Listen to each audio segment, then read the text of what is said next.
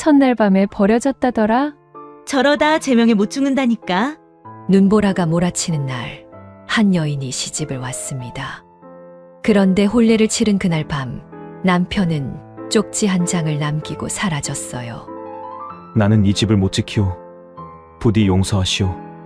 남은 것이라고는 코를 훌쩍이며 울어대는 5 시동생뿐이었습니다. 친정에서는 당장 돌아오라 했고 마을 사람들은 비웃었어요. 그러나 연화는 비녀를 팔아 쌀을 샀습니다. 솥에 불을 지폈어요. 그렇게 10년이 흘렀습니다. 그리고 어느 가을날 그 아이들이 관복을 입고 돌아왔습니다. 버려진 며느리가 5 아이를 키워 모두를 무릎 꿇린 이야기 지금 시작합니다. 사연 시작 전 구독과 좋아요를 눌러주신다면 저에게는 큰 힘이 됩니다. 눈이 내렸습니다. 펄펄 날리는 정도가 아니었어요. 하늘과 땅의 경계가 사라질 만큼 흰 눈발이 사방을 뒤덮었고 고갯길을 오르는 가마꾼들의 숨소리는 벌써부터 거칠어져 있었습니다. 들러리로 따라 나선 안악 둘은 고개 절반도 오르기 전에 발걸음을 돌렸고 붉은 홀레 옷 위로 눈송이가 쌓이고 또 쌓였습니다. 그래도 가마 안에서는 아무 소리가 나오지 않았습니다. 연화는 가마 문틈으로 바깥을 내다보았습니다. 논두렁도 밭고랑도 멀리 보이는 초가 지붕도 모두 하얗게 덮여 있었고 새 한 마리 날지 않는 들판이 눈앞에 끝없이 펼쳐져 있었지요. 19살이었습니다. 혼례 전날 밤 어머니가 귓가에 속삭였던 말이 아직도 맴돌았습니다. 선비 집안이라니까 가난해도 사람은 반듯하다. 우리 연화 잘 살 거야. 연화는 그 말을 믿고 싶었습니다. 아니, 믿기로 했습니다. 가마가 흔들릴 때마다 무릎 위에 올린 손이 조금씩 더 꼭 모아졌습니다. 마을 어귀에 다다랐을 때였습니다. 가마꾼이 갑자기 걸음을 늦추더니 낮은 목소리로 말했어요. 아씨, 저기 불이 꺼져 있습니다. 연화는 가마 문을 살짝 밀었습니다. 저녁이 다 된 시각인데 굴뚝에서 연기 한 줄기도 올라오지 않았고 대문 앞에 마중 나온 사람 하나 없었습니다. 혼례를 알리는 등롱도 걸려 있지 않았고 행렬을 반기는 목소리도 들리지 않았습니다. 바람이 대문 문짝을 덜컹거렸고 그 틈 사이로 어린아이 훌쩍이는 소리만 가늘게 새어 나왔습니다. 연화는 가마에서 내렸습니다. 발이 땅에 닿는 순간 발끝에 무언가 채였습니다. 깨진 장독 조각이었어요. 한 조각이 아니었습니다. 마당을 가로질러 깨진 조각들이 여기저기 흩어져 있었고 그 위로 눈이 소복하게 쌓여 있었습니다. 아무도 치운 사람이 없었던 것이 분명했습니다. 가마꾼들이 뒤에서 서로 눈빛을 주고받았지만 연화는 그쪽을 돌아보지 않았습니다. 대문은 반쯤 열린 채였습니다. 연화가 조심스럽게 안으로 발을 들여놓으니 방 쪽에서 기침 소리가 들려왔고 문이 열리며 시부모가 나왔습니다. 2 분 모두 낡은 누비 저고리 차림이었어요. 시어머니는 기침을 참으려 입을 틀어막고 있었고 시아버지의 얼굴은 핏기가 없이 노랬습니다. 어서 오너라. 그 한마디뿐이었습니다. 잔칫집 특유의 들뜬 기운은 어디에도 없었고 혼례 상차림은 간소하다 못해 허술했습니다. 식혜한 그릇, 식어버린 나물 2 가지, 그것이 전부였죠. 방 안쪽에서 발소리가 쿵쿵 나더니 문이 열리며 아이들이 하나둘 얼굴을 내밀기 시작했습니다. 첫째는 12살쯤 되어 보이는 사내아였는데 연화를 한번 훑어보고는 아무 표정 없이 고개를 돌렸습니다. 둘째, 셋째가 뒤이어 나왔고 넷째는 문틀을 붙잡은 채 연화를 빤히 쳐다보다가 도로 방 안으로 사라져 버렸습니다. 마지막으로 나타난 것은 5째였습니다.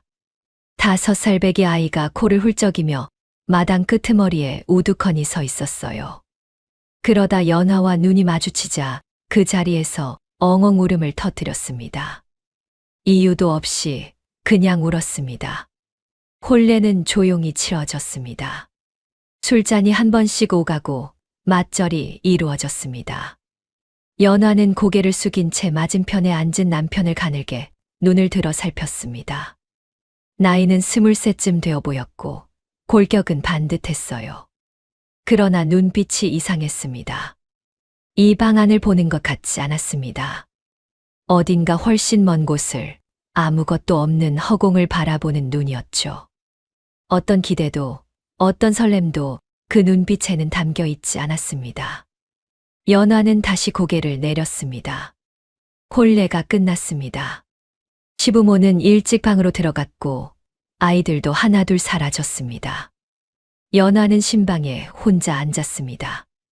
등잔 하나가 깜빡이며 좁은 방을 간신히 밝히고 있었고 바람이 거세게 불 때마다 문풍지가 파르르 흔들렸습니다.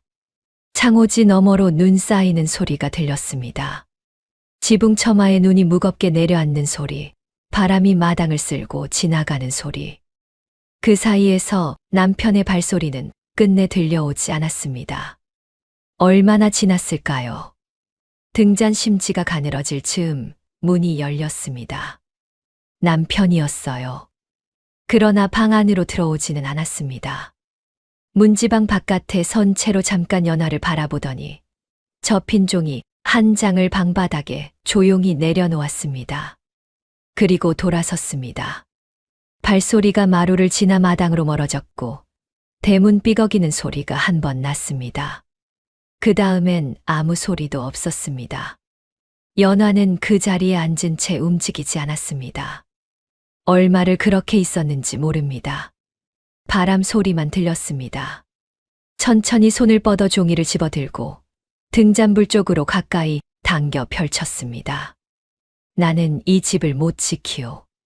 부디 용서하시오. 딱 2줄이었습니다. 붓이 흔들린 흔적이 역력했고 먹물이 번져 한쪽 글자는 뭉개져 있었어요. 연화는 그 종이를 손에 쥔 채 오랫동안 앉아 있었습니다. 눈물이 흐르는 것인지 그냥 멍한 것인지 밖에서 보았다면 알 수 없었을 얼굴이었습니다. 등잔불이 바람에 한 번 크게 흔들렸고 방 안에 그림자가 출렁였습니다. 그때였습니다. 바깥방에서 울음소리가 들려왔습니다. 5째였습니다. 어미를 찾는 것인지 배가 고픈 것인지 그냥 무서운 것인지 모를 울음이 얇은 벽을 넘어 흘러들어왔죠. 연화는 손 안의 종이를 내려다보았습니다.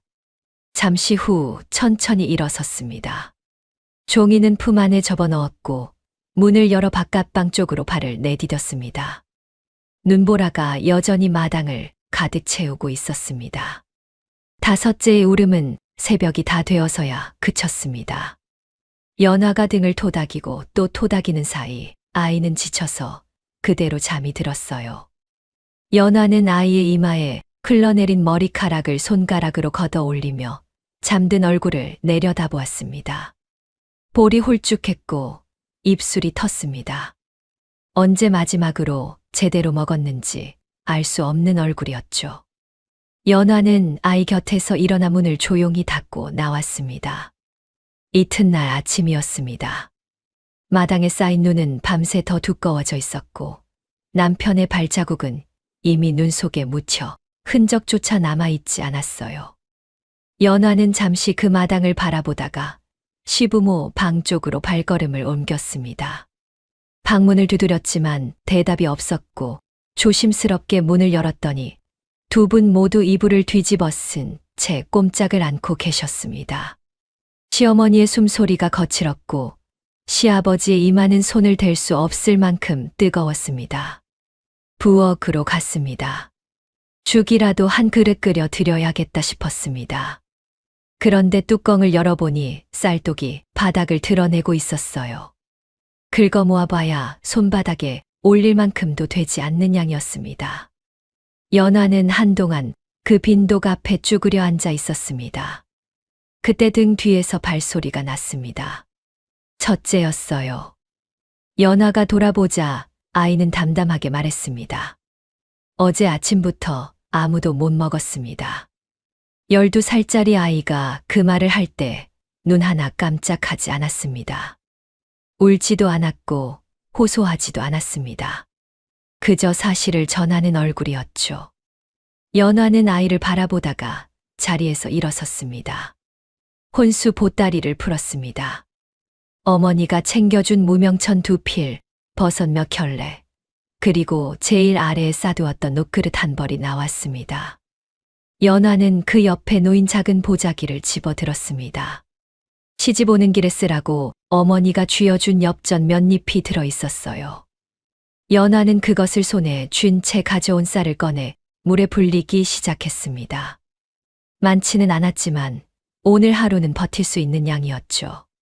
죽이 끓는 동안 아이들이 하나둘 부엌 앞에 나타났습니다. 말은 없었지만 소쪽을 희끔거렸고 막내는 아예 문 앞에 쭈그리고 앉아 연화가 죽 젓는 모습을 눈 하나 깜짝 않고 바라보았어요. 연화는 아이들 그릇에 먼저 떠주었습니다. 자기 그릇은 제일 마지막이었습니다. 그때였습니다. 대문 쪽에서 소곤거리는 소리가 들렸어요. 마을 안악 2-3명이 담 밖에서 수군거리고 있었습니다. 일부러 들으라는 듯 목소리가 담을 넘어왔습니다. 첫날 밤에 버려졌다더라.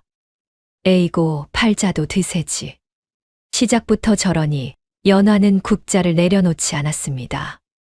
죽을 저으며 불 조절을 했습니다. 아무것도 듣지 못한 것처럼. 며칠이 지났습니다. 시부모의 상태가 눈에 띄게 나빠졌어요. 기침이 피를 머금기 시작했고 시아버지는 혼자 몸을 일으키지 못하게 되었습니다. 마을 사람들이 가까이 오지 않는 이유를 연화는 이미 알고 있었습니다. 전염병이었습니다. 연화는 아이들을 불러 모았습니다. 5명이 마루에 나란히 앉자 연화가 차분하게 말했습니다. 어머니 아버지께서 많이 편찮으세요. 당분간은 바깥채에 계셔야 해요. 큰 도련님께서 동생들 좀 부탁드릴게요. 첫째가 입술을 꽉 다물었습니다. 잠시 연화를 바라보더니 말없이 동생들을 이끌고 일어섰습니다. 그날부터 연화는 혼자 2 사람을 돌보았습니다. 밥을 끓이고 젖은 수건을 갈아드리고 약재상에서 빌려온 침향 몇 개비를 방 안에 피웠습니다. 밤에는 시어머니 손을 잡고 낮에는 시아버지 등을 문질렀습니다. 그러나 2 분의 몸은 이미 버티는 힘을 잃어가고 있었어요. 시어머니는 나흘째 되는 날 새벽에 눈을 감으셨고 시아버지는 그로부터 이틀 후 뒤를 따르셨습니다. 전염이 무서워 마을 사람들은 단 1명도 문 안으로 들어오지 않았습니다. 연화는 혼자 2 분의 염을 하고 혼자 장례를 치렀습니다. 아이들은 바깥의 문 앞에서 그 소리를 들었습니다. 장례를 마친 다음 날 아침이었습니다. 뒤도 돌아보지 않고 달려온 사람이 있었어요. 연화의 오빠였습니다. 마을 어귀에서부터 뛰어왔는지 숨이 가쁜 채로 대문을 밀치며 들어섰습니다. 연화를 보자마자 손목을 잡았습니다. 당장 짐 싸라. 이건 내 팔자가 아니야. 시부모도 돌아가셨으니 명분도 있어. 어서. 목소리가 떨렸고 눈가가 붉었습니다. 오빠는 이미 오는 길에 많이 울었던 것 같았죠. 연화는 잡힌 손목을 내려다보았습니다. 오빠의 손이 꽤 세게 쥐어져 있었어요. 천천히 고개를 들어 오빠의 얼굴을 바라보다가 뒤를 돌아보았습니다. 바깥의 문이 열려 있었습니다. 5 아이가 일렬로 서서 이쪽을 바라보고 있었어요. 첫째는 팔짱을 끼고 둘째와 셋째는 첫째 옆에 붙어 서 있었고 넷째는 5째 손을 꼭 쥐고 있었습니다. 5명 모두 말이 없었습니다. 붙잡으러 나오는 것도 무언가를 호소하는 것도 아니었습니다. 그저 서 있었죠. 연화는 오빠의 손을 부드럽게 떼어냈습니다. 그리고 방으로 들어갔습니다. 오빠가 뒤따라 들어오려 하자 연화는 머리에 꽂힌 비녀를 천천히 뽑았습니다. 본래 날 어머니가 직접 꽂아주었던 것이었어요. 은빛이 은은하게 돌았고 끝에 작은 매화 문양이 새겨져 있었습니다. 연화는 그것을 손바닥에 올려놓고 한참 바라보았습니다. 그리고 조심스럽게 품 안에 접어 넣었습니다. 저는 못 가요, 오빠. 그게 전부였습니다. 더 이상 말이 없었고 설명도 없었습니다. 다음 날 새벽이었습니다. 아이들이 일어나기도 전, 동이 트기 전에 연화는 집을 나섰습니다. 품 안에 비녀를 쥔 채였어요. 장터까지는 걸어서 1시경 거리였고 발이 시렸지만 걸음을 늦추지 않았습니다. 장터 한 귀퉁이 폐물방 앞에서 연화는 잠깐 멈추었다가 문을 열고 들어섰습니다. 나올 때 손에는 비녀가 없었고 대신 작은 보자기 하나가 들려 있었어요. 쌀 한 되와 된장 한 덩이였습니다. 집으로 돌아와 부엌에 불을 지폈습니다. 솥에 쌀을 안치고 물을 부었어요. 아이들이 일어날 즈음 부엌에서 밥 냄새가 퍼져 나오기 시작했습니다. 이 집에서 처음 나는 밥 냄새였죠. 다섯째가 코를 킁킁거리며 부엌 앞에 나타났고 이내 나머지 아이들도 하나둘 마당으로 나왔습니다. 오빠는 아직 마당에 있었습니다. 밤새 거기 서 있었던 것인지 새벽에 다시 온 것인지 모를 일이었어요. 그는 굴뚝에서 올라오는 연기를 올려다보았습니다. 하얀 연기가 아침 하늘로 가늘게 피어올랐습니다. 한참을 그렇게 바라보다가 천천히 발걸음을 돌렸습니다. 대문을 나서며 혼잣말처럼 중얼거렸습니다. 이 미련한 것아. 부엌에서는 연화가 쌀 씻는 소리만 계속 들려왔습니다. 장례가 끝나고 사흘이 지났습니다. 집 안은 조용했어요. 곡소리도 문상객도 이제는 없었습니다. 시부모가 쓰던 방은 문이 닫힌 채였고 마당은 아무도 쓸지 않아 낙엽과 눈이 뒤섞인 채 쌓여 있었습니다. 연화는 이른 아침부터 마당에 나와 비를 들었어요. 쓸고 또 쓸었습니다. 빗자루 끝이 얼어 있었고 손이 금세 텄지만 멈추지 않았습니다. 빗자루질 소리만이 고요한 마당을 채웠습니다. 아이들이 하나둘 방에서 나왔습니다. 연화는 비를 세워두고 아이들을 바라보았어요. 5명이 마루 끝에 나란히 서서 연화 쪽을 바라보고 있었습니다. 연화가 먼저 입을 열었습니다. 오늘부터 각자 할 일을 정해드릴게요. 아이들의 눈이 조금 달라졌습니다. 큰 도련님은 아침마다 우물에서 물을 길어주세요. 둘째 도련님은 부엌 꿀 떼는 것을 맡아주시고요. 말을 이어가는데 첫째가 툭 끊었습니다. 왜요? 물음인지 따짐인지 알 수 없는 목소리였어요. 연화는 잠깐 아이를 바라보다가 조용히 대답했습니다. 제가 혼자서는 다 못해요.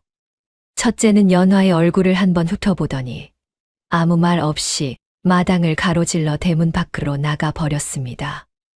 나머지 아이들도 슬금슬금 흩어졌습니다. 연화는 다시 비를 들었습니다. 혼자 마당을 다 쓸고 우물에서 물을 길어왔습니다. 두레박이 무거웠고 물동이를 이고 오는 길에 발이 미끄러졌어요. 물이 반쯤 쏟아졌지만 다시 우물로 돌아갔습니다. 부엌에 불을 지피고 솥에 물을 올렸습니다.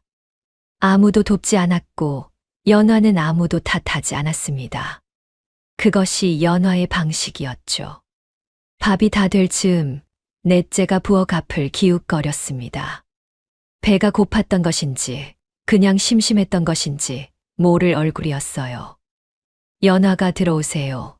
하니 넷째는 들어오지 않고 문틀에 기댄 채 서 있었습니다. 밥상을 내가자 아이들이 하나둘 모여들었습니다. 말없이 앉았고 말없이 먹었습니다. 그때였습니다. 넷째의 발이 밥그릇을 건드렸어요. 그릇이 기울어지며 밥이 방바닥에 쏟아졌습니다. 일부러인지 실수인지 넷째의 표정으로는 알 수 없었습니다. 아이는 시선을 내리깔았어요. 연화는 아무 말 하지 않았습니다. 행주를 가져와 쏟아진 밥을 닦아냈습니다. 천천히 구석구석. 그리고 자기 그릇에서 밥을 덜어 넷째 앞에 놓았습니다. 넷째는 그 그릇을 한참 내려다보다가 끝내 숟가락을 들었습니다. 숟가락질이 처음보다 느렸죠. 그날 밤이었습니다. 아이들이 모두 잠든 뒤 연화는 혼자 등잔 앞에 앉았어요. 품 속에서 종이 한 장을 꺼냈습니다. 시집 첫날 밤 남편이 방바닥에 두고 간 쪽지였습니다. 접힌 자국을 따라 펼치니 두 줄의 글씨가 나왔습니다. 나는 이 집을 못 지키오. 부디 용서하시오.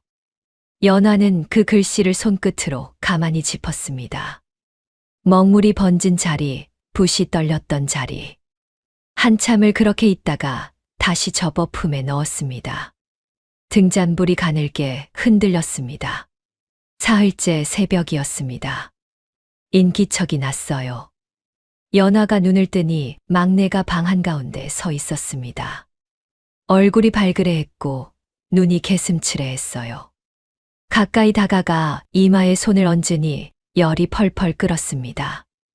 연화는 즉시 아이를 눕히고 찬물에 수건을 적셔 이마에 얹었습니다.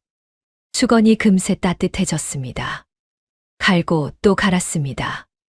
아이가 잠꼬대처럼 엄마 하고 중얼거렸고 연화는 잠시 손을 멈추었습니다. 그 짧은 한마디가 차가운 방 안에 오래 머물렀습니다. 연화는 말없이 다시 수건을 적셔 얹었습니다. 밤새 그렇게 했습니다. 졸음이 쏟아졌지만 눈을 감지 않았어요. 새벽 닭이 울 즈음 아이의 열이 조금씩 내렸습니다. 숨소리가 편안해졌고 이마가 서늘해졌습니다. 연화는 그제야 등을 벽에 기댔습니다. 눈꺼풀이 무거웠지만 쉽게 잠들지 못했습니다.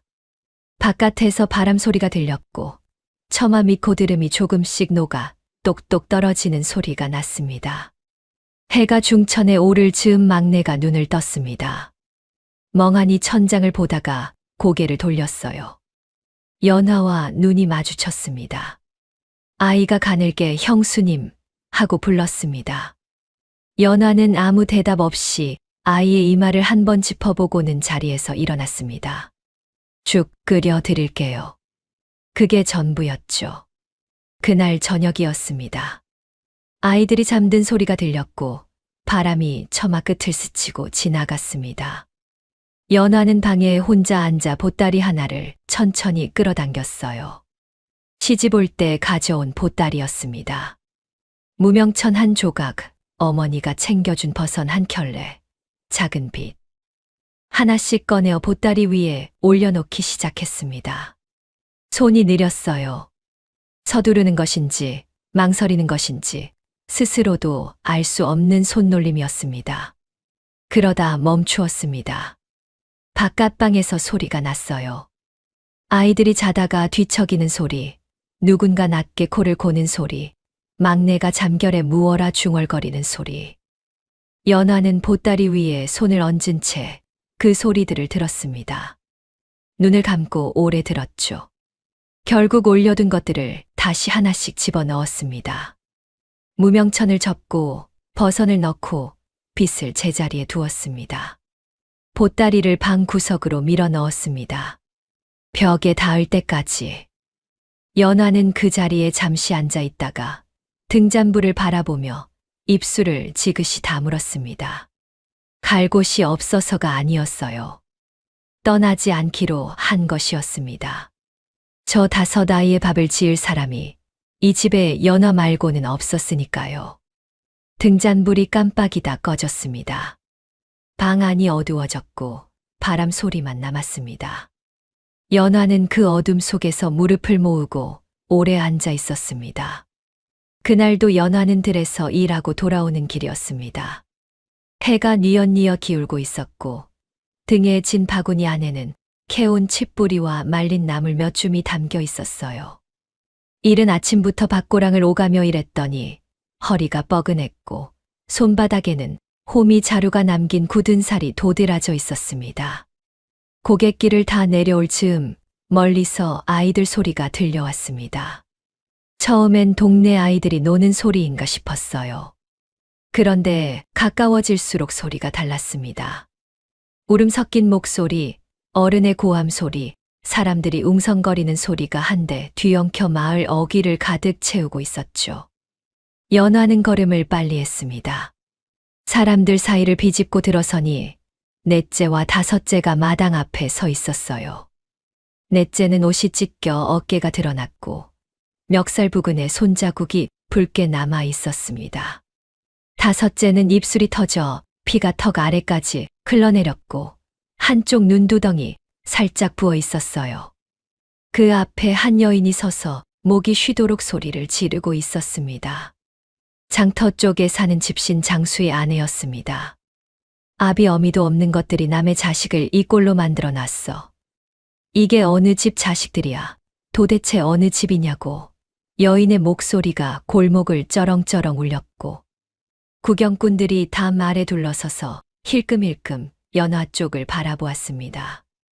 연화는 바구니를 내려놓았습니다. 아이들 곁으로 다가가 넷째와 다섯째의 상태를 눈으로 훑었어요. 다섯째의 입술에서 피가 아직 멈추지 않았고 넷째의 무릎은 흙투성이인 채로 긁혀 있었습니다. 연화는 잠시 두 아이를 바라보다가 여인 쪽으로 천천히 몸을 돌렸습니다. 그리고 허리를 깊이 숙였습니다. 깊이, 오래. 제가 잘못 가르쳤습니다. 정말 죄송합니다. 여인은 잠시 할 말을 잃은 듯 멈칫했다가 다시 언성을 높였어요. 잘못 가르쳤다고요? 그게 말이 돼요? 우리의 얼굴 좀 보세요. 이걸 어떻게 할 거예요? 연화는 다시 한번 고개를 숙였습니다. 반박도 변명도 없었어요. 그냥 고개를 숙이고 또 숙였습니다. 구경꾼들이 하나둘 흩어졌습니다. 여인도 결국 투덜거리며 발걸음을 돌렸어요. 마당에는 연화와 아이들만 남았습니다. 연화가 몸을 돌리니 넷째가 코를 훌쩍이며 서 있었어요. 눈에 눈물이 가득 맺혀 있었습니다. 형수님은 왜 저희 편을 안 들어주세요? 목소리가 떨렸습니다. 억울함인지 서러움인지 모를 감정이 뒤섞인 목소리였죠. 저 여자가 먼저 시비를 건 거예요. 저희가 먼저 한 게 아니에요. 다섯째도 터진 입술을 비죽이며 옆에서 거들었습니다. 연화는 아무 말도 하지 않았습니다. 마당 한쪽 담 아래에 마른 쌀이나무 가지 하나가 쓸려와 있었어요. 연화는 그쪽으로 걸어가 쌀이 가지를 집어들었습니다. 아이들이 눈을 동그랗게 떴습니다. 맞는 것인가 싶어 넷째가 반걸음 뒤로 물러섰어요. 그런데 연화는 마루 쪽으로 걸어갔습니다. 마루 끝에 걸터 앉더니 치마를 무릎까지 걷어 올렸습니다. 하얗고 가는 종아리가 드러났어요. 연화는 집어든 쌀이 가지를 들어 자신의 종아리를 내리쳤습니다. 한 번, 찰싹 소리가 났습니다. 그리고 또 한 번, 또 한 번, 종아리가 붉게 달아올랐고 가는 줄이 생겨나기 시작했어요. 세 번째가 지날 즈음 연화의 눈에서 눈물이 흘러내렸습니다. 소리도 없이 그냥 흘렀습니다. 제가 잘못 가르친 탓입니다. 목소리가 낮았습니다. 떨렸지만 흐트러지지 않았어요. 넷째가 굳어버렸습니다. 아이의 눈이 쌀이 가지를, 그 가지가 닿은 종아리를, 그리고 연화의 얼굴을 차례로 바라보았습니다. 입을 열었다가 닫았어요. 다섯째는 그 자리에서 엉엉 소리를 내며 울음을 터뜨렸습니다. 방 안에서 몰래 그 광경을 지켜보던 셋째는 문고리를 잡은 채 그대로 굳어 있었어요. 손가락이 하얗게 질릴 만큼 세게 쥐고 있었습니다. 첫째는 담 밖에서 그 소리를 듣고 발걸음을 멈추었습니다. 안을 들여다보다가 고개를 돌렸고 그 자리에서 한동안 움직이지 않았습니다. 연화는 쌀이 가지를 내려놓고 치마를 내렸습니다. 아이들 쪽을 돌아보지 않고 부엌으로 들어갔어요. 저녁을 지어야 했습니다. 솥에 불을 붙이고 물을 올렸습니다. 손이 조금 떨렸지만 연화는 개의치 않았어요. 불이 붙었고 솥 안에서 물이 끓기 시작했습니다. 연화는 그 앞에 쭈그려 앉아 불을 바라보았습니다. 눈물 자국이 볼에 남아 있었지만 닦지 않았어요. 불빛이 그 자국 위에서 일렁였습니다. 저녁상이 차려졌습니다. 연화가 방문을 열었을 때 아이들이 이미 밥상 앞에 모여 앉아 있었어요. 평소와 달랐습니다. 투정을 부리거나 늦게 들어오는 아이가 한 명도 없었고 5명이 나란히 앉아 아무 말 없이 기다리고 있었습니다. 연화가 국그릇을 내려놓자 그제야 숟가락을 들었어요. 아무도 말을 하지 않았습니다. 숟가락 소리, 국물이 조용히 끓는 소리만 방안을 채웠죠. 밥을 반쯤 먹었을 즈음이었습니다. 넷째가 수저를 내려놓았어요. 그리고 연화를 바라보았습니다. 형수님 많이 드셨어요? 아까 골목에서 쩌렁쩌렁하던 목소리가 아니었습니다. 아주 작고 조심스러운 목소리였어요. 연화가 아무 말 없이 아이를 바라보자 넷째는 자기 그릇에서 숟가락으로 밥을 크게 한술 떠서 연화의 그릇 위에 얹었습니다. 서툰 손놀림이었고 밥풀이 몇 개 흘렀지만 아이는 개의치 않았어요. 연화는 그 밥 한 술을 내려다보았습니다. 한참을 그렇게 있다가 천천히 숟가락을 들어 입에 넣었습니다. 천천히 씹는 동안 눈가가 뜨겁게 달아올랐습니다. 들키지 않으려 고개를 살짝 숙였어요. 그때 다섯째가 슬그머니 손을 뻗었습니다. 밥상 위에 놓인 연화의 손등 위에 자기 손을 살며시 올려놓았습니다. 작고 따뜻한 손이었어요. 연화는 숟가락을 든 채 그대로 멈추었습니다. 손 위에 얹힌 작은 손의 온기가 손등을 타고 천천히 번져 올라왔습니다. 아무도 아무 말을 하지 않았습니다. 그냥 그렇게 함께 밥을 먹었습니다. 방 안의 불빛이 흔들렸고 바깥에서 바람 소리가 들렸어요. 그날 저녁 그 밥상이 이 집에서 처음으로 따뜻한 밥상이었습니다. 아이들이 연화 쪽으로 조금씩 기울어지고 있다는 것을 그 자리에 있던 누구도 말하지 않았지만 모두가 느끼고 있었습니다. 봄이 왔습니다. 처마 끝에 매달렸던 고드름이 녹아떨어지고 마당 한쪽 담 밑에서 이름 모를 풀이 파릇하게 고개를 내밀기 시작했어요. 겨울 내내 꽁꽁 얼어있던 우물도 두레박을 내리면 맑은 물이 찰랑거리며 올라왔습니다.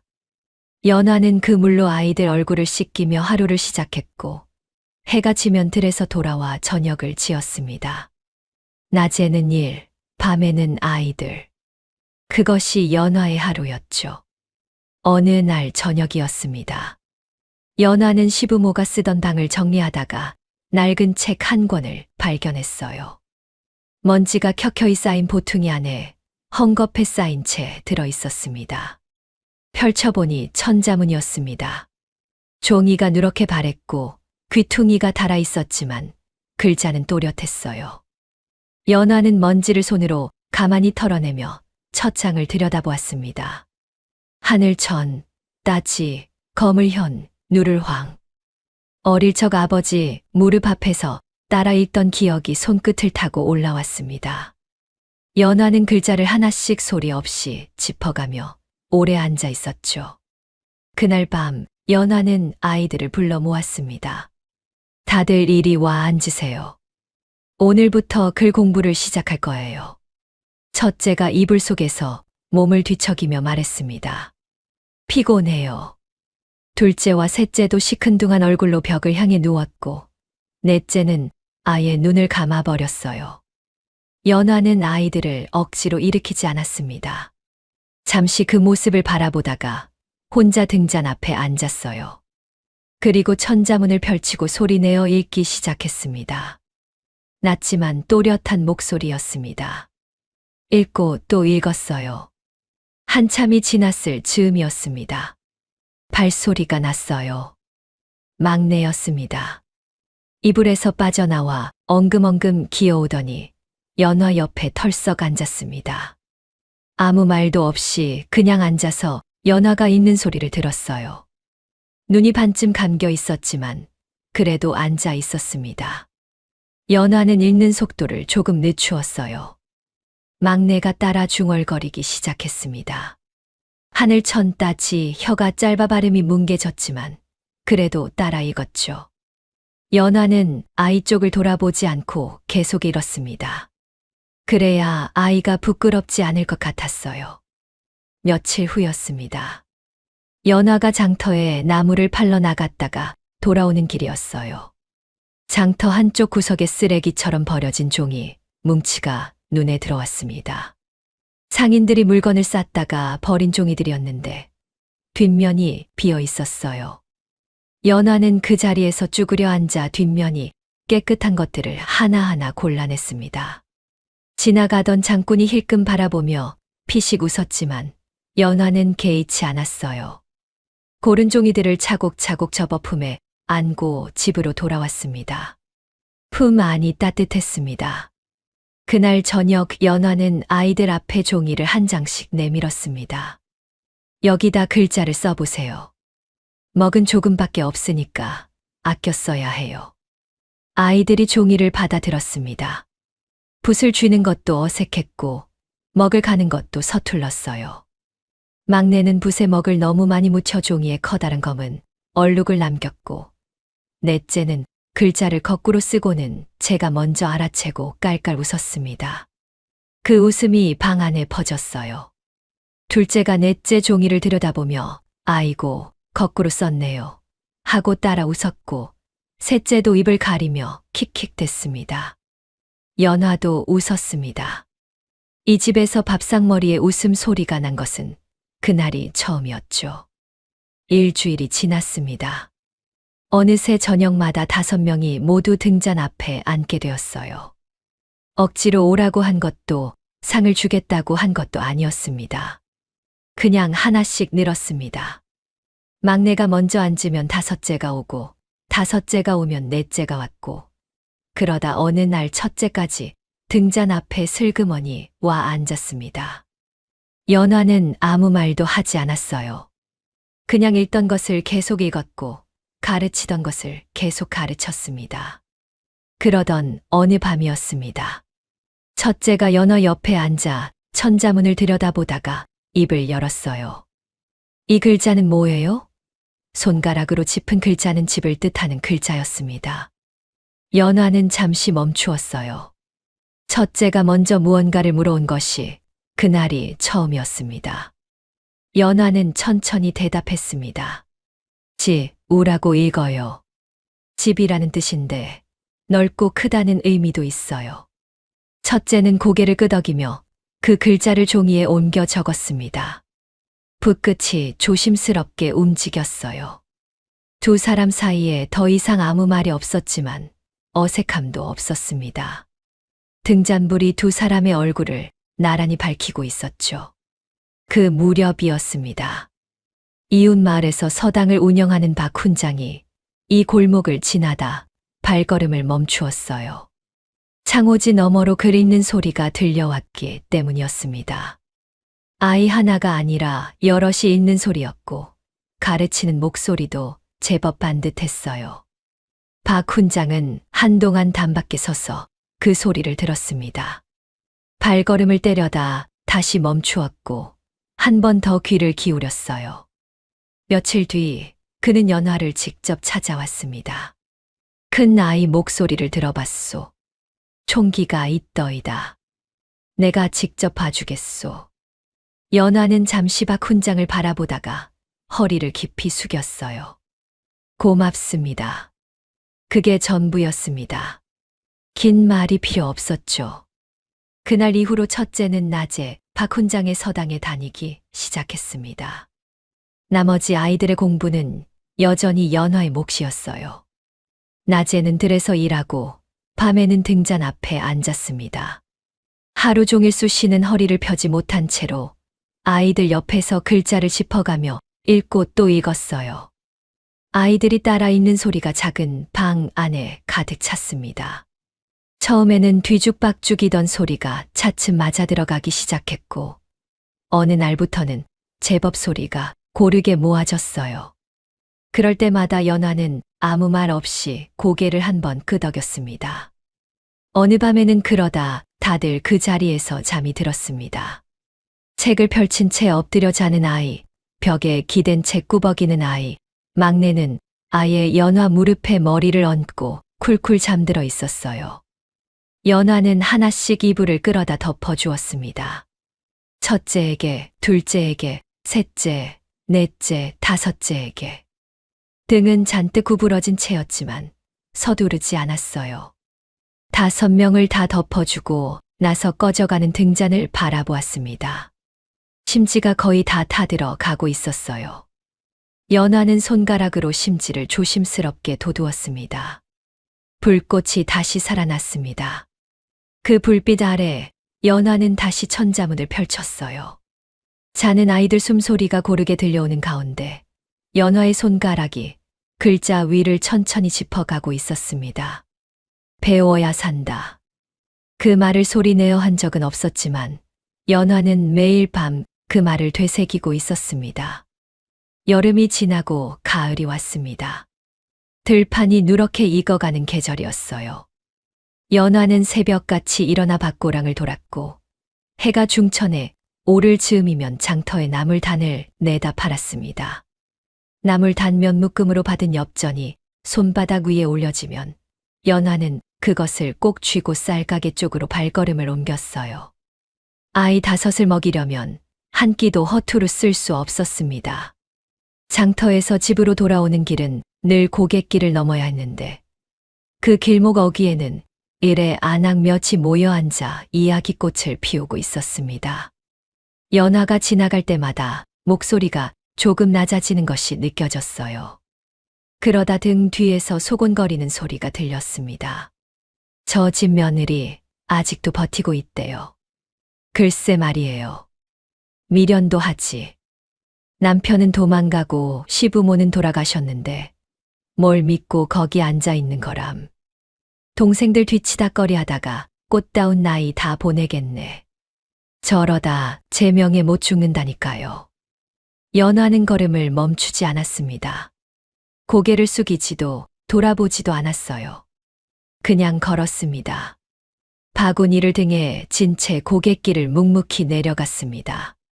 발밑에서 마른 낙엽이 바스락거렸고 바람이 볼 옆을 스치고 지나갔어요. 연화의 걸음은 처음부터 끝까지 같은 속도였습니다. 그 무렵 장터에서 일이 하나 있었습니다. 첫째가 연화를 따라 장터에 나간 날이었어요. 쌀을 사러 간 자리였는데 쌀 장수가 저울 위에 쌀 자루를 올려놓으며 능청스럽게 눈금에 손가락을 살짝 걸쳤습니다. 저울을 눌러 무게를 적게 보이게 하는 수법이었죠. 장터에서 오래 써먹던 솜씨였어요. 그런데 그 순간 첫째가 앞으로 나섰습니다. 저울이 잘못됐습니다. 다시 달아주십시오. 목소리가 떨리지 않았어요. 13살짜리가 장수의 눈을 똑바로 바라보며 그렇게 말했습니다. 장수가 어이없다는 듯 피식 웃었지만 주변에 있던 사람들이 하나둘 시선을 모았어요. 수군거림이 일었습니다. 결국 장수는 못 이기는 척 다시 달았고 쌀이 한 줌 더 나왔습니다. 첫째는 그 쌀 자루를 받아 연화 옆에 조용히 내려놓았습니다. 연화는 그 광경을 말없이 지켜보았어요.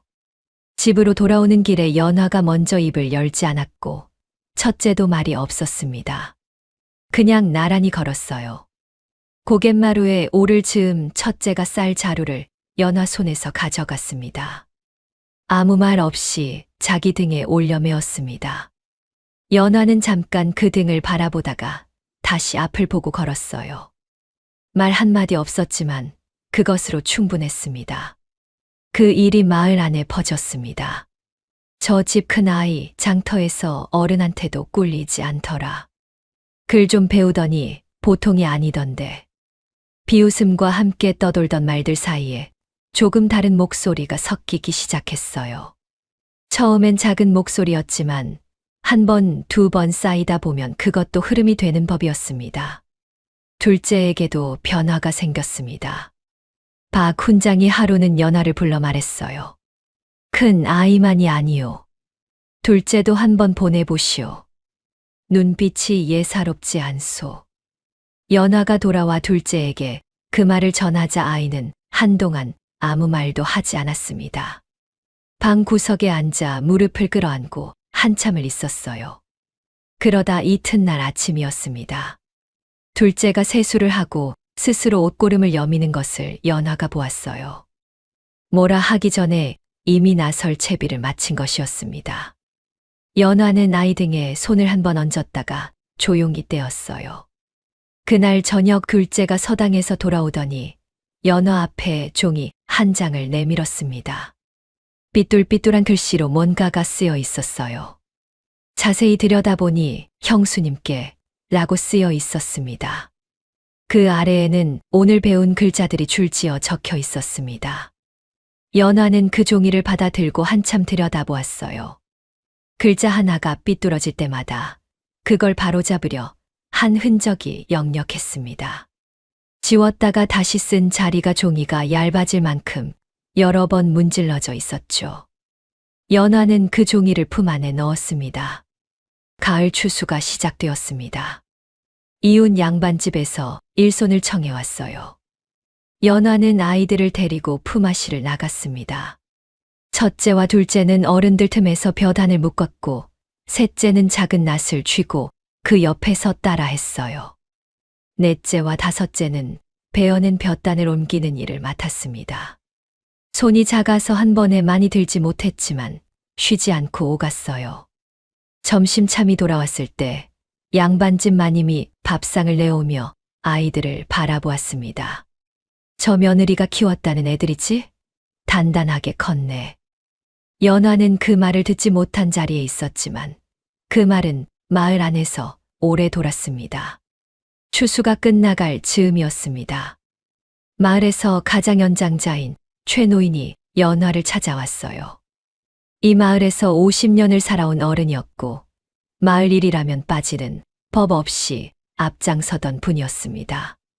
그분이 삿갓을 들고 마당 앞에 서서 헛기침을 몇 번 하더니 말을 꺼냈어요. 마을 아이들 글 배울 곳이 마땅치 않아서 말이오. 자니가 아이들을 가르쳐 줄 수 있겠소? 삭슨 형편껏 드리겠소이다. 연화는 최 노인을 바라보다가 조용히 물었습니다. 아이들이 몇이나 됩니까? 5에서 6은 될 것이오. 연화는 잠시 생각했어요. 그리고 고개를 끄덕였습니다. 해보겠습니다. 최 노인이 돌아간 뒤였어요. 넷째가 마당 한쪽에서 그 광경을 지켜보고 있었습니다. 최 노인의 뒷모습이 대문 밖으로 사라지고 나서야 넷째가 연화 쪽으로 천천히 걸어왔어요. 그리고 조심스럽게 물었습니다. 형수님, 저도 더 배울 수 있어요? 연화가 아이를 바라보자 넷째가 말을 이었습니다. 저도 첫째 형처럼 되고 싶어요. 글을 잘 쓰고 싶어요. 목소리가 작았지만 분명했어요. 연화는 잠시 아이의 얼굴을 바라보았습니다. 눈빛이 진지했습니다. 연화가 고개를 끄덕였어요. 그럼요. 같이 하면 되지요. 넷째의 눈이 반짝였습니다. 저녁이었습니다. 아이들이 모두 잠든 뒤 연화는 마당에 나왔어요. 가을 하늘에 별이 총총했습니다. 서늘한 바람이 불었고 마당 귀퉁이 감나무에서 감이 서너 개 달랑거렸습니다. 연화는 담 넘어 고갯길 쪽을 바라보았습니다. 처음 시집 오던 날 가마꾼들이 넘어오던 그 길이었고 남편이 발걸음을 돌려 사라졌던 그 길이기도 했죠. 그런데 이상하게도 그날따라 그 길이 전처럼 아프게 느껴지지 않았습니다. 그냥 길이었어요. 사람이 오고 가는 길. 연화는 오래 서 있다가 발걸음을 돌렸습니다. 방 안에서 아이들 숨소리가 들렸고 등잔불이 창호지 너머로 가늘게 빛나고 있었어요. 연화는 문지방을 너머 안으로 들어갔습니다. 내일도 새벽같이 일어나야 했고 아이들을 깨워 밥을 지어야 했으며 마을 아이들까지 가르쳐야 하는 날들이 앞에 놓여 있었습니다. 고단한 일이었지만 연화의 발걸음은 그날따라 조금 가벼웠어요. 봄부터 비가 오지 않았습니다. 겨우내 단단하게 얼었다 풀린 땅이 채 숨을 고르기도 전에 하늘이 입을 닫아버렸어요. 처음에는 며칠이면 비가 오겠거니 싶었습니다. 그런데 사흘이 지나고 열흘이 지나도 하늘은 텅 비어 있었어요. 뻘겋게 달아오른 땅 위로 아지랑이가 피어올랐고 밭고랑마다 거북등처럼 금이 갔습니다. 연화의 나물밭도 마찬가지였어요. 이른 봄에 씨를 뿌리고 정성껏 물을 대던 밭이었는데 한낮이면 잎이 돌돌 말리며 축 처졌습니다. 반쯤은 이미 죽어가고 있었어요. 연화는 새벽마다 우물에서 물을 기러밭에 부었습니다. 두레박으로 1번, 2번, 3번. 물동이가 무거웠지만 멈추지 않았어요. 그러나 우물도 바닥이 보이기 시작했습니다. 두레박을 내리면 닿던 물이 어느 날부터 2뼘은 더 내려야 겨우 닿았어요. 마을 전체가 그랬습니다. 장터에 나가면 사람들 얼굴이 어두웠고 만나는 이마다 하늘부터 올려다보았습니다. 흉년이라는 말이 입에서 입으로 번졌어요. 연화는 그 말을 들을 때마다 입술을 꼭 다물었습니다. 쌀독이 바닥을 드러낸 것은 여름이 한창이던 때였습니다. 연화는 아이들 모르게 자신의 끼니부터 줄였어요.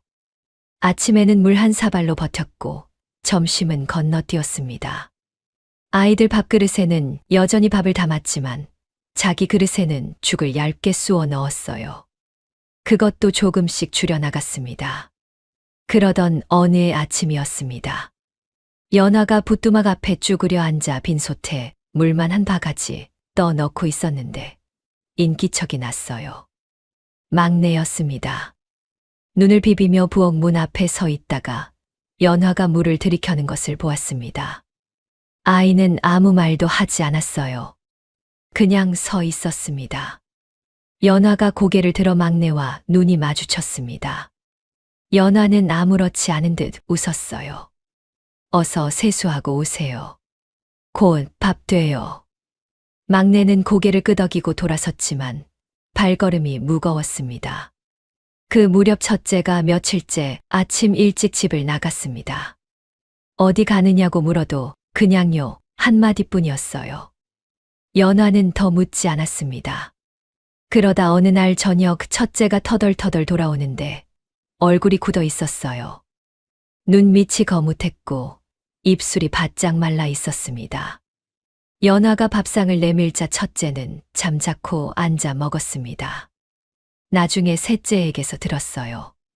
첫째가 마을 이곳저곳을 돌며 일거리를 구하러 다녔다는 것을. 그런데 어느 집에서는 문전박대를 당했고 어느 집에서는 애송이가 무슨 일을 하겠느냐며 손을 내저었다는 것을. 연화는 그 말을 전해 듣고 잠시 눈을 감았습니다. 그리고 아무 말도 하지 않았어요. 셋째는 그날도 들에서 돌아오며 손에 무언가를 가득 안고 있었습니다. 쑥한 웅큼과 칡뿌리 몇 개였어요. 손이 긁혀 있었고 발목에 풀물이 들어 있었습니다. 셋째는 그것을 아무 말 없이 부엌 앞에 내려놓았습니다. 연화가 어디서 구해왔어요? 하고 물으니 셋째는 뒷산이요 한마디만 했어요. 연화는 그 쑥과 칡뿌리를 받아들었습니다. 씻어서 솥에 넣고 된장 한 숟가락을 풀었어요. 걸쭉한 국물이 끓기 시작했고 그 냄새가 집 안에 퍼졌습니다. 그날 저녁상은 그것이 전부였지만 아이들은 아무 말도 하지 않았어요. 그로부터 며칠이 지났을 때였습니다. 다섯째가 아침부터 기운이 없었어요. 밥상 앞에 앉았다가 숟가락을 들지 못하고 그냥 구석에 기대었습니다. 연화가 다가가 이마에 손을 얹으니 열이 펄펄 끓었어요. 의원을 불러야 했지만 의원을 부를 돈이 없었습니다. 약재를 살 엽전도 없었어요. 연화는 마당으로 나가 우물에서 찬 물을 길어왔습니다. 수건을 적셔 다섯째 이마에 얹었어요. 수건이 금방 뜨거워졌습니다. 갈고 또 갈았습니다. 밤이 깊어도 열이 내리지 않았어요. 연화는 그 자리를 뜨지 않았습니다. 밤이 한참 깊었을 때였어요.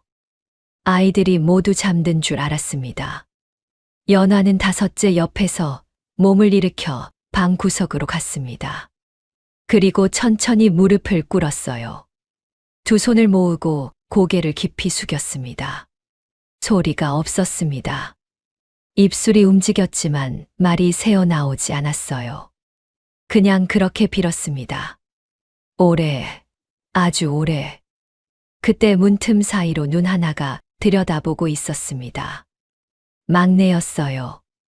이불 속에서 빠져나와 문 앞까지 기어온 것이었습니다. 아이는 연화의 그 모습을 바라보다가 소리 없이 돌아가 누웠습니다. 다음 날 아침이었습니다. 다섯째의 열이 조금 내렸어요. 아직 완전히 가신 것은 아니었지만 숨소리가 전날보다 편안해졌습니다. 연화가 미음을 쑤어 아이 입에 조금씩 떠 넣었어요.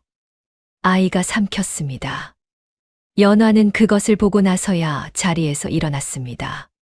부엌으로 가려는데 막내가 뒤에서 연화의 손을 잡았어요. 연화가 돌아보니 막내가 올려다보고 있었습니다. 형수님은 우리 엄마예요. 아이의 목소리가 작았지만 또렷했어요. 연화는 아무 말도 하지 못했습니다. 그냥 아이의 손을 한 번 꼭 쥐었다가 놓았어요. 그날 연화는 결심을 했습니다. 안방 구석의 보자기에 쌓인 채 남아있던 것을 꺼냈습니다. 시집 올 때 가져온 혼수 녹그릇이었어요. 밥그릇 2개, 국그릇 2개, 대접 하나. 어머니가 딸 시집 보내며 장만한 것이었습니다. 연화는 그것을 하나씩 꺼내 보자기 위에 올려놓았습니다. 오래 바라보았어요. 그리고 다시 보자기에 쌌습니다. 장터까지는 걸어서 한식경이었습니다. 연화는 그 보자기를 안고 집을 나섰어요. 장터 한쪽 그릇전에서 녹그릇을 내놓았습니다. 그릇전 주인이 이것저것 들여다보더니 값을 불렀어요. 생각보다 적었습니다. 연화는 잠시 그 사람을 바라보다가 고개를 끄덕였어요. 받은 돈으로 쌀을 샀고 약재상에 들러 열을 내리는 데 쓰는 약재를 몇 가지 골랐습니다. 남은 돈은 된장과 소금을 사는 데 썼어요. 손에 들린 보자기가 올 때보다 가벼웠지만 발걸음은 올 때보다 빨랐습니다. 집에 돌아오니 저녁이었습니다. 약재를 다리는 동안 쌀을 씻어 솥에 앉혔어요. 한동안 집 안에 없던 밥 냄새가 다시 퍼졌습니다. 아이들이 하나둘 부엌 앞에 나타났어요.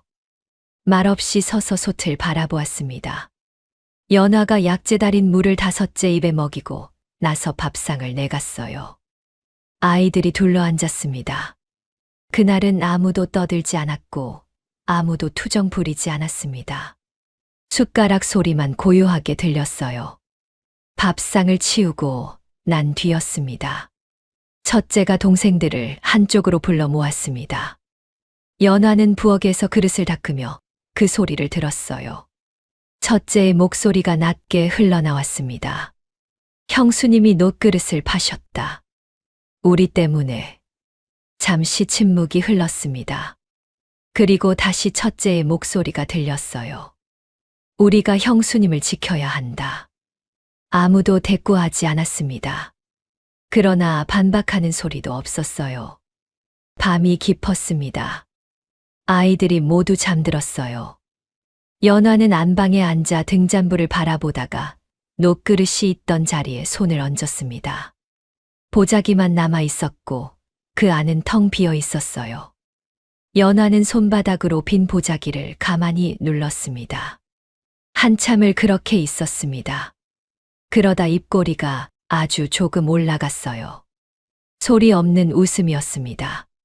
바깥에서 바람 소리가 들렸고 처마 끝에서 무언가 떨어지는 소리가 났습니다. 연화는 손을 거두고 등잔 심지를 도두었어요. 내일은 5째가 일어날 수 있을 것 같았습니다. 세월이 흘렀습니다. 어느덧 땅 밑에서 파릇하게 올라오던 풀이 지고 피기를 여러 번 반복했고 마당 귀퉁이 감나무는 연화가 시집 오던 해보다 2뼘은 더 굵어져 있었어요. 5, 아이는 저마다 쑥쑥 자랐습니다. 어느 날 아침 연화가 밥상을 차리다 고개를 드니 첫째가 문지방에 기대어 서 있었는데 그 어깨가 언제부터인가 연화보다 훨씬 높아져 있었어요. 코를 훌쩍이며 마당을 뛰어다니던 아이들이 어느새 이 집의 기둥이 되어가고 있었습니다. 첫째는 과거 시험을 준비하고 있었습니다. 박 훈장이 이 아이는 내가 가르칠 수 있는 것 이상을 바라보고 있소 라고 말한 것이 벌써 2해 전이었어요. 그 뒤로 첫째는 스스로 책을 구하고 스스로 글을 썼습니다. 밤이 깊도록 등잔 앞에 앉아 있는 날이 많았고 새벽에 보면 그 자리에서 쓰러져 잠든 적도 한두 번이 아니었죠. 그러던 어느 해 가을 첫째가 과거 시험을 보러 먼 길을 떠났습니다. 연화는 새벽같이 일어나 노자 보따리를 쌌어요. 많지 않았습니다. 볶은 콩 한 줌과 마른 나물 조금, 그리고 엽전 몇 잎이 전부였습니다. 첫째는 그 보따리를 받아 들고 고개를 한 번 숙였습니다. 연화는 대문 밖까지 나가지 않았어요. 마당 한가운데 서서 첫째의 등이 대문 밖으로 사라지는 것을 바라보았습니다. 그리고 한 달이 지났습니다. 첫째가 돌아왔어요. 발걸음이 무거웠고 얼굴에 흙빛이 돌았습니다. 낙방이었습니다. 대문을 들어서면서 연화와 눈이 마주쳤지만 아무 말도 하지 않았어요. 그냥 방으로 들어가 문을 닫았습니다. 연화는 저녁이 다 될 때까지 그 방문을 건드리지 않았어요.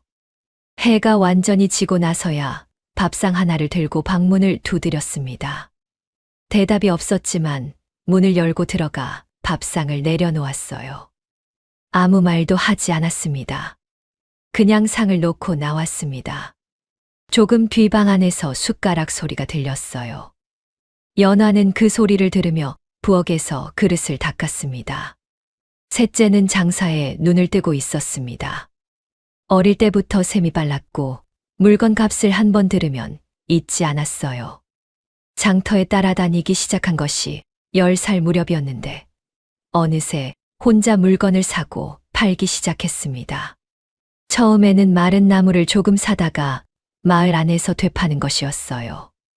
그러다 차츰 범위가 넓어졌습니다. 어느 날 저녁 셋째가 들어오더니 연화 앞에 손을 내밀었습니다. 손바닥 위에 은전 하나가 놓여 있었어요. 오늘 처음 남긴 거예요. 목소리가 평소보다 조금 높았습니다. 흥분을 애써 누르고 있는 목소리였죠. 연화는 그 은전을 바라보다가 셋째의 손을 잡아 은전을 도로 쥐어 주었습니다. 잘 간수해 두세요. 그게 미천이 될 거예요. 셋째는 잠시 멈추었다가 고개를 끄덕이며 돌아섰습니다. 돌아서는 입꼬리가 올라가 있었어요. 둘째는 다른 길을 바라보고 있었습니다. 어릴 때부터 몸이 다부졌고 가만히 앉아 글을 읽는 것보다 바깥에서 움직이는 것을 좋아했어요. 어느 날 연화가 장터에서 돌아오다 보니 둘째가 마을 어귀 군영 근처를 서성이고 있었습니다. 연화를 보더니 쑥스러운 듯 고개를 긁적였어요. 그냥 구경한 거예요. 연화는 한동안 둘째를 바라보았습니다. 아이의 눈이 군영 쪽을 향해 있었어요. 연화가 물었습니다. 무예를 배우고 싶은 거예요. 둘째가 대답 대신 고개를 숙였습니다. 혼날 것을 각오한 얼굴이었죠. 연화는 잠시 생각했습니다. 그리고 말했어요. 네가 잘하는 것을 해야 해요. 글이 맞는 사람이 있고 칼이 맞는 사람이 있지요. 둘째가 고개를 들었습니다. 연화는 더 말하지 않고 걸음을 옮겼어요. 둘째는 한동안 그 자리에 서 있다가 종종 걸음으로 연화 뒤를 따라왔습니다. 넷째는 글씨 쓰는 것에 빠져 있었습니다. 어디서 구해왔는지 성균관 유생의 글을 베낀 종이 뭉치를 들고 들어온 것이 그 무렵이었어요. 밤마다 그것을 옆에 두고 한 글자씩 옮겨 적었습니다. 먹물이 옷에 번지는 것도 몰랐고 손등이 새까매지는 것도 개의치 않았어요. 어느 날 아침 연화가 넷째 옷을 빨다 보니 소매 안쪽이 온통 먹으로 물들어 있었습니다. 아무리 문질러도 지워지지 않았어요. 연화는 그 옷을 들고 잠시 바라보다가 다시 빨래판에 내려놓았습니다. 그러면서 입꼬리가 아주 조금 올라갔어요. 그 무렵이었습니다. 연화에게 먼 친척 하나가 찾아왔어요. 연화 아버지 쪽 친척으로 왕래가 잦지는 않았지만 가끔 소식을 전해오던 사람이었습니다. 마당에 들어서며 연화를 위아래로 훑어보더니 혀를 찼어요. 야위였구나. 이게 뭐 하는 짓이냐. 연화가 차를 내오자 그 친척이 찻잔을 내려놓으며 말을 꺼냈습니다. 나이도 있고 고생도 했으니 이제 그만 내 인생을 살아라. 마침 자리가 하나 있는데 나쁘지 않은 집안이야. 걔가 하면 이 고생 끝나는 거야. 방 안에 잠시 침묵이 흘렀어요. 연화는 찻잔을 두 손으로 감싸 쥔 채 아무 말도 하지 않았습니다. 친척이 다시 입을 열었어요. 아이들은 이제 다 컸잖아. 네가 여기 있어야 할 이유가 없어. 연화는 찻잔을 내려놓았습니다. 그리고 조용히 말했어요. 잘 지내고 가세요. 그것으로 끝이었습니다. 친척이 돌아간 밤이었어요.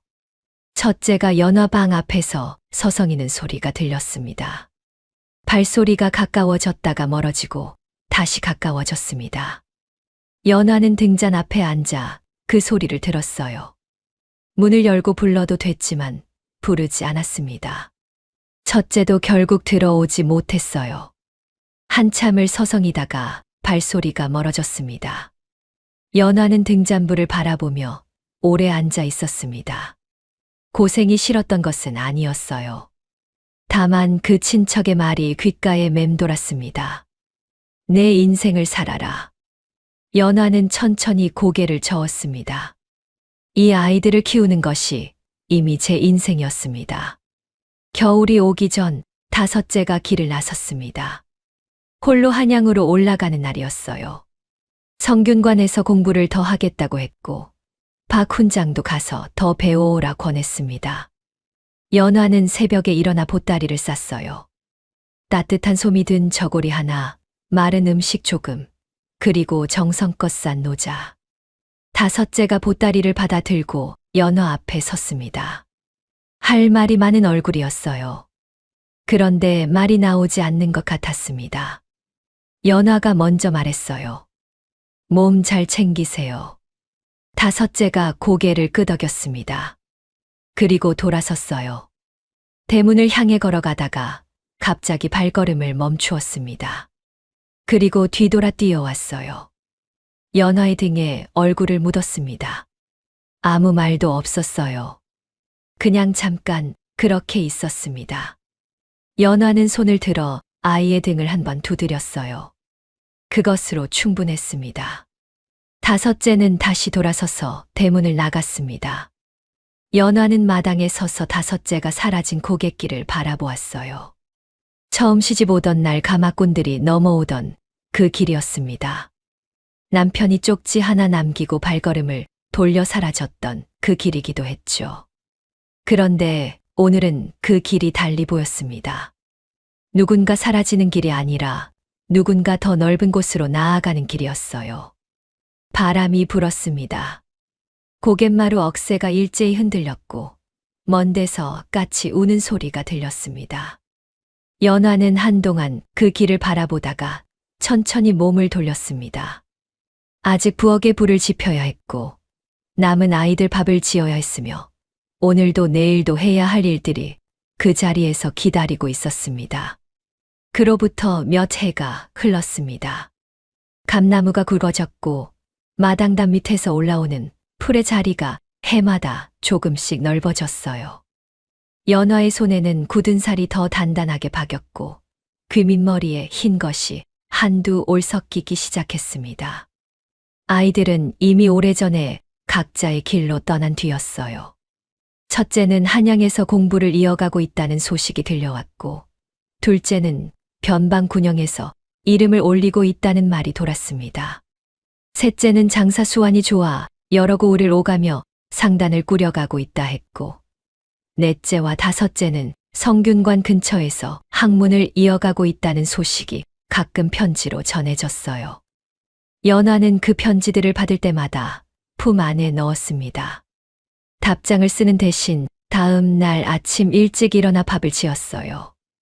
혼자 먹는 밥이었지만 소태는 언제나 여럿이 먹을 만큼 안 쳤습니다. 집은 조용했습니다. 아이들 발소리가 사라진 자리에 바람 소리가 들어왔어요.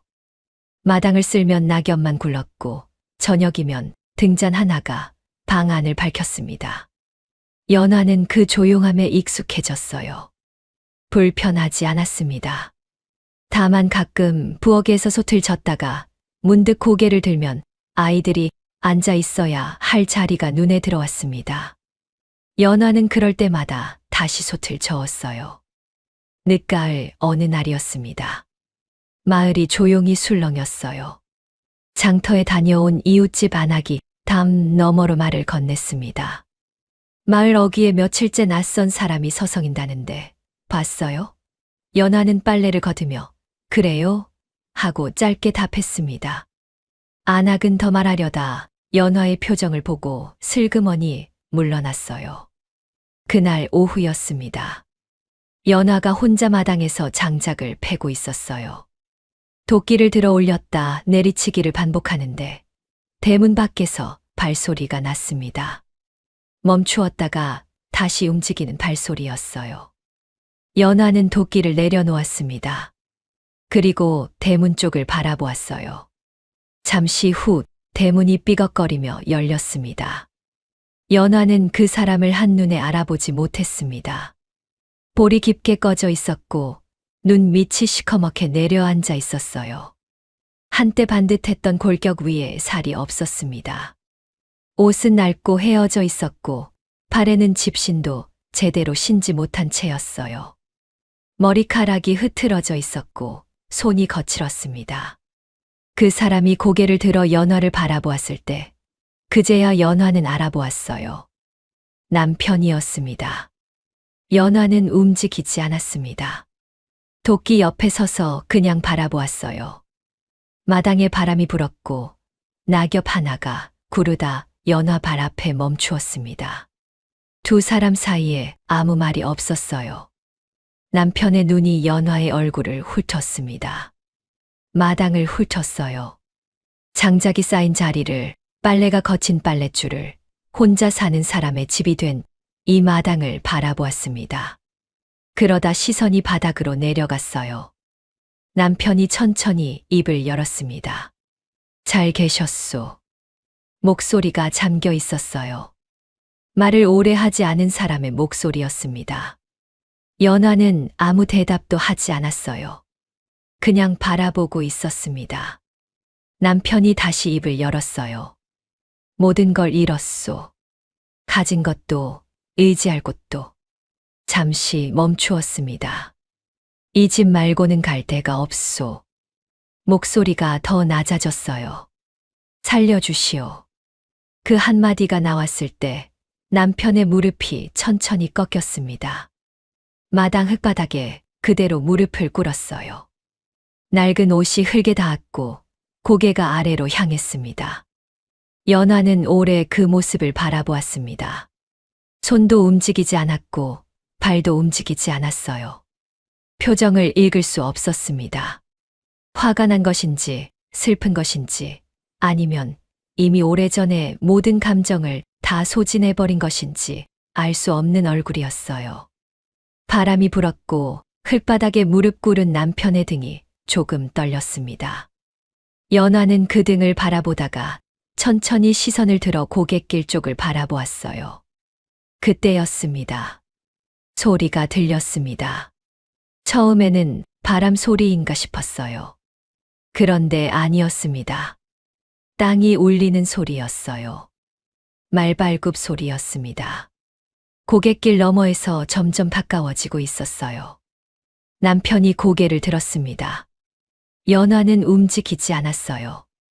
고갯마루 너머로 사람이 보이기 시작했습니다. 말을 탄 사람이었어요. 관복이었습니다. 그 뒤로 또 다른 사람이 보였어요. 군복 차림이었습니다. 그 다음 도포를 입은 사람이 나타났어요. 그 다음에도 또, 그 다음에도 또. 마을 사람들이 하나둘 문을 열고 나왔습니다. 고갯길을 내려오는 행렬을 바라보며 웅성거리기 시작했어요. 저게 누구야? 관복이 보통 관복이 아닌데. 수군거리는 소리가 퍼졌습니다. 행렬이 마을 안으로 들어서자 방향이 분명해졌어요. 곧장 연화의 집을 향하고 있었습니다. 마을 사람들이 길 양쪽으로 비켜섰어요. 말발굽 소리가 점점 가까워졌고 대문 앞에서 멈추었습니다. 앞장선 사람이 말에서 내렸어요. 연화는 그 얼굴을 알아보았습니다. 12살이었던 아이였어요. 장터에서 저울 속이는 상인에게 다시 달아주십시오라고 당당히 말하던 아이였습니다. 낙방하고 돌아와 밥상 앞에 말없이 앉아 숟가락을 들던 아이였어요. 그 아이가 관복을 입고 연화 앞에 서 있었습니다. 눈빛이 깊었고 어깨가 반듯했어요. 그 뒤로 둘째가 내렸습니다. 군복 차림이었고 어릴 때부터 다부졌던 몸이 더욱 단단해져 있었어요. 셋째가 내렸습니다.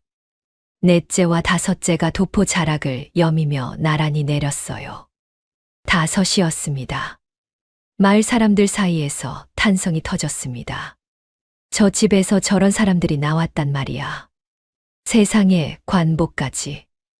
연화를 비웃던 안악들도 담 너머에서 그 광경을 바라보고 있었어요.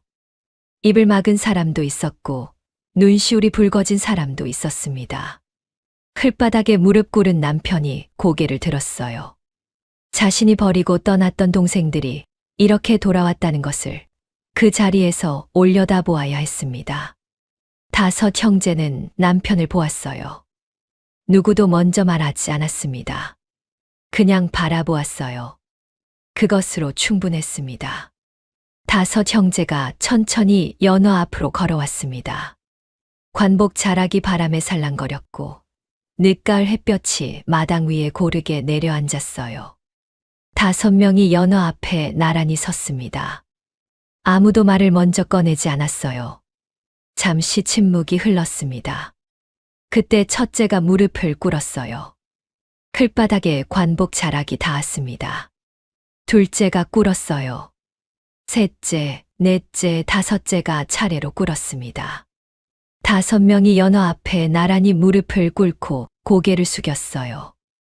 마당에 가득 찬 침묵 속에서 첫째가 천천히 고개를 들었습니다. 목이 메어 말이 잠시 나오지 않았어요.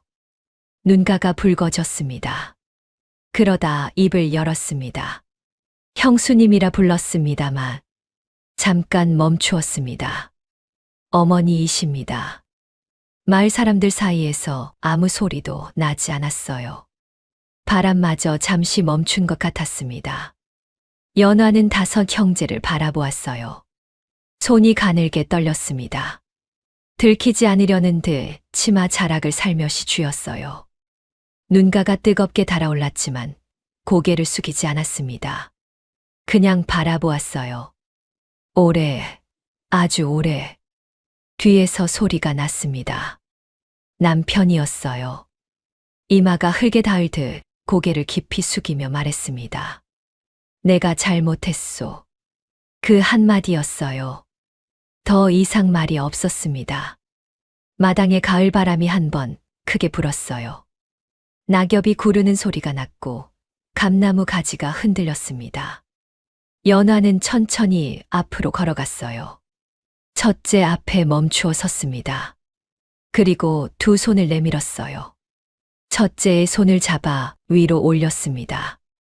일어나세요. 낮고 단단한 목소리였어요. 흔들리지 않았습니다.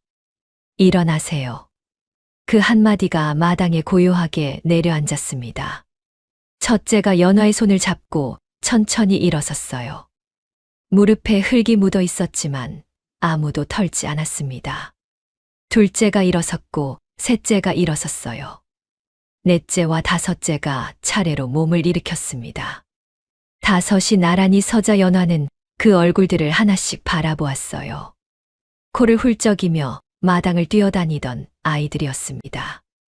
밥그릇을 발로 걷어차던 아이, 밤새 열이 펄펄 끓던 아이, 처음으로 밥 한 술을 떠서 연화 그릇에 얹어주던 아이, 그 얼굴들이 지금 이렇게 서 있었어요.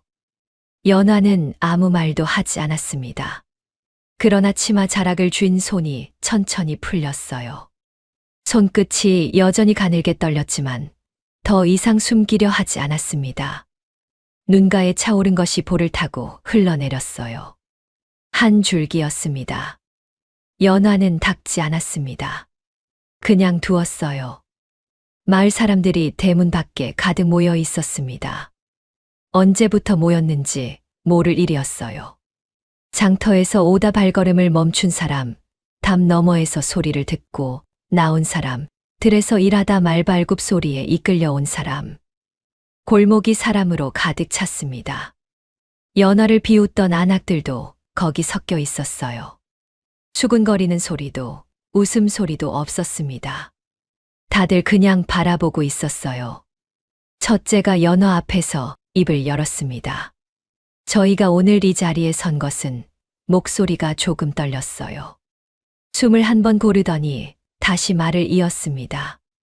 형수님 덕분입니다. 저희를 먹이고 입히고 가르치신 분이십니다. 저희가 오늘 이 자리에 있는 것은 오로지 형수님 한 분 때문입니다. 말을 마치고 다시 고개를 숙였어요. 깊이, 오래. 둘째가 그 뒤를 이었습니다. 변방에서 칼을 잡고 서 있을 때마다 형수님 목소리가 들렸습니다. 네가 잘하는 것을 해라 하시던 그 말씀이요. 군복 차림의 어깨가 조금 흔들렸어요. 셋째가 말했습니다. 장사를 시작할 때 미천이라고는 은전 하나뿐이었습니다. 형수님께서 그것을 도로 쥐어주시며 잘 간수하라 하셨죠. 그 은전 하나로 지금의 상단이 시작됐습니다. 넷째와 다섯째는 말을 잊지 못했어요. 넷째는 입을 열었다가 다물었습니다. 눈이 붉어졌고 입술이 떨렸어요. 결국 고개를 숙인 채 어깨를 들썩였습니다. 다섯째가 넷째 등에 손을 얹었어요.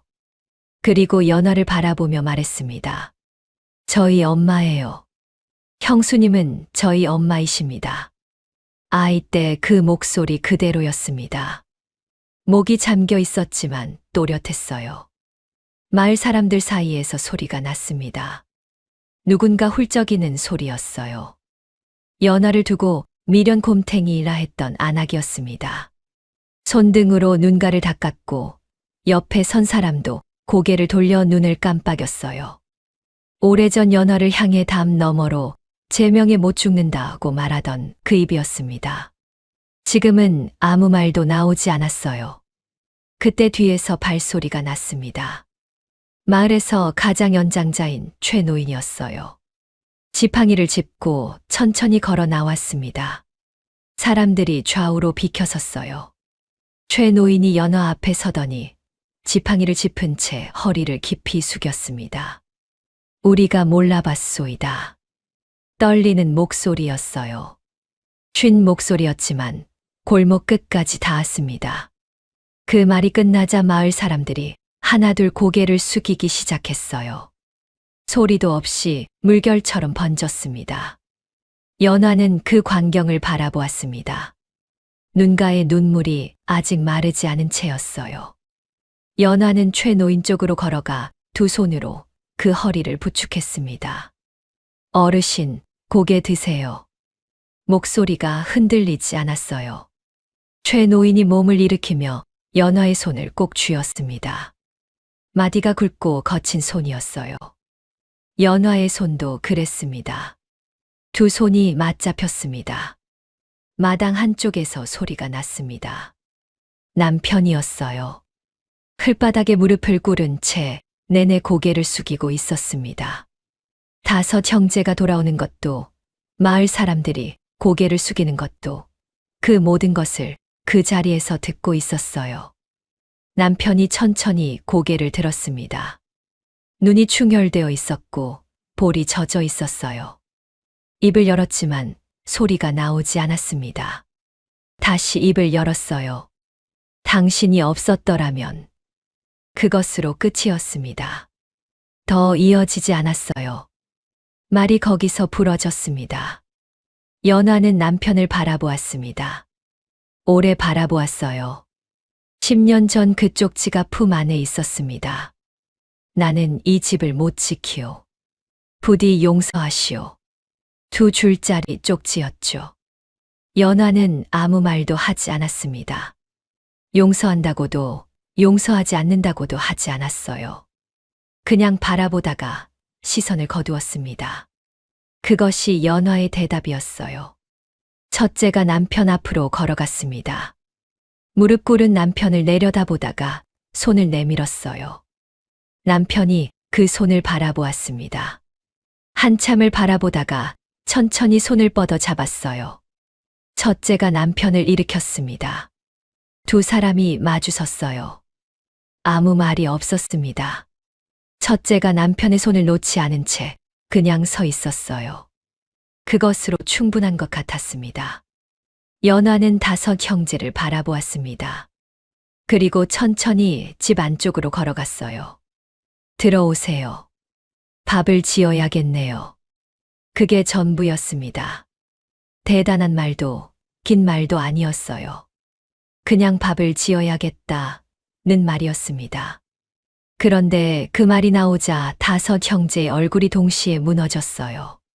첫째가 소매로 눈가를 훔쳤고 5째는 고개를 들지 못했습니다. 부엌에 불이 들어왔어요.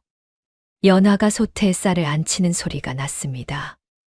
물 붓는 소리, 불 지피는 소리, 장작이 타들어가는 소리. 그 소리들이 하나씩 마당으로 흘러나왔어요. 5 형제가 마당에 서서 그 소리를 들었습니다. 어릴 때 들었던 소리였어요. 연화가 새벽같이 일어나 밥을 짓던 그 소리, 배가 고파 잠 못 이루다 그 소리에 눈을 뜨던 그 소리였습니다. 마을 사람들이 하나둘 돌아갔습니다. 골목이 조용해졌어요. 늦가을 햇볕이 마당 위에 길게 누웠고 감나무 그늘이 담 아래까지 내려왔습니다. 바람이 불었어요. 마른 낙엽이 마당을 굴러다녔습니다. 저녁이 되었어요. 부엌에서 밥 냄새가 퍼져 나왔습니다. 오래전 이 집에서 처음 밥 냄새가 났던 날이 떠오를 것 같았어요. 연화가 비녀를 팔아 쌀을 사와 솥에 안치던 그날, 굴뚝에서 처음으로 연기가 올라가던 그날. 그날로부터 긴 세월이 흘렀습니다. 밥상이 차려졌어요. 연화가 상을 들고 방으로 들어섰습니다. 5 형제가 이미 둘러앉아 있었어요. 오래전 그 자리 그대로였습니다. 첫째가 상 위쪽에, 막내가 아랫목 쪽에. 연화는 상을 내려놓고 자리에 앉았어요. 모두가 수저를 들었습니다. 아무도 먼저 말을 꺼내지 않았어요. 그냥 먹었습니다. 숟가락 소리가 방 안을 채웠어요. 바깥에서 바람 소리가 들렸고 등잔불이 흔들렸습니다. 5째가 슬그머니 연화 쪽을 바라보았어요. 연화는 밥을 먹고 있었습니다. 눈물 자국이 아직 볼에 남아 있었지만 숟가락질은 고요했어요. 흔들리지 않았습니다. 밥상을 다 물리고 난 뒤였습니다. 남편이 방 문 앞에 서 있었어요. 들어오지도 못하고 나가지도 못한 채였습니다. 첫째가 그것을 보고 말없이 자리를 옮겨 빈자리를 만들었어요. 남편이 그 자리를 바라보다가 천천히 들어와 앉았습니다. 연화는 남편 앞에 빈 찻잔을 내밀었어요. 차를 따랐습니다.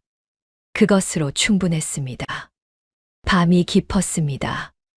아이들이 잠든 소리가 들렸어요. 연화는 방 안을 둘러보았습니다. 오래전 텅 비어 있던 자리들이 다시 채워져 있었어요.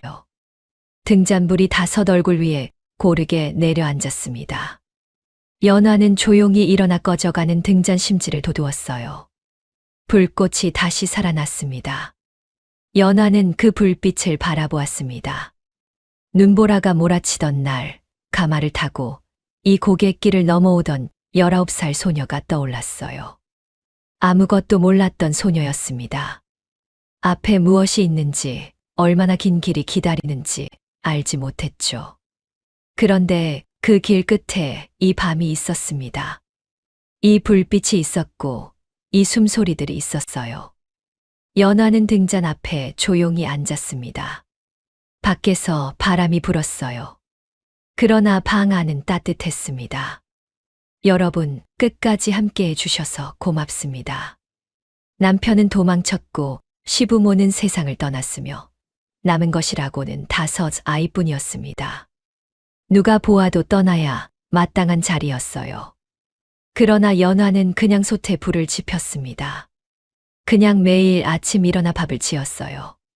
그 밥 한 그릇이 5 아이의 평생을 붙들었습니다. 생각해보면 우리 곁에도 그런 분이 계셨지요. 말없이 새벽밥을 지어주시던 어머니, 당신은 굶으면서 자식 밥그릇을 채우시던 분. 이 이야기는 그분들의 이야기이기도 합니다. 아직 늦지 않았습니다. 오늘 그분의 손을 한번 잡아주세요. 좋아요와 구독은 이런 이야기를 더 많이 전할 수 있는 힘이 됩니다. 다음 이야기에서 또 뵙겠습니다.